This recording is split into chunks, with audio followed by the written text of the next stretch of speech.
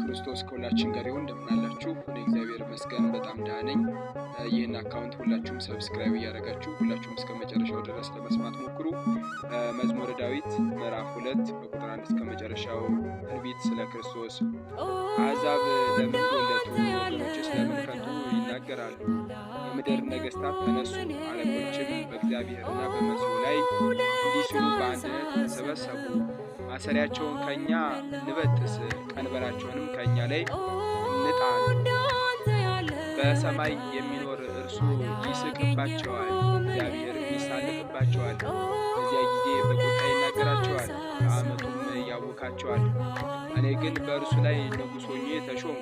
በተቀደሰ ተራራ በጽዮን ላይ የእግዚአብሔር ትእዛዝ እናገር ዘንድ እግዚአብሔር አለኝ። አንተ ልጄ ነህ፣ እኔም ዛሬ ወለድሁ። ለምነኝ፣ አሕዛብን ርስት፣ የምድር ዳርቻ ለግዛትህ እሰጥሃለሁ። በብረት በትር ትጠብቃቸዋለህ፣ እንደ ሻክራ ሰሪ ዕቃም ትቀጠቅጣቸዋለህ። አሁንም እናንተ ነገሥታት ልብ አድርጉ፣ እናንተ የምድር ፈራጆች ተገሰጹ። ለእግዚአብሔር ፍርሃት ተገዙ፣ በረዓድም ደስ ይበላችሁ። ጥበብን አጽኗት፣ እግዚአብሔር እንዳይቆጣ፣ እናንተ ከጻድቃን መንገድ እንዳትጠፉ። ቁጣውም ፈጥና በነደደች ጊዜ በእርሱ ላይ የታመነ ሁሉ ብፁዓን ናቸው። ስለ ቃሉ የእግዚአብሔር ስም የተመሰገነ ይሁን።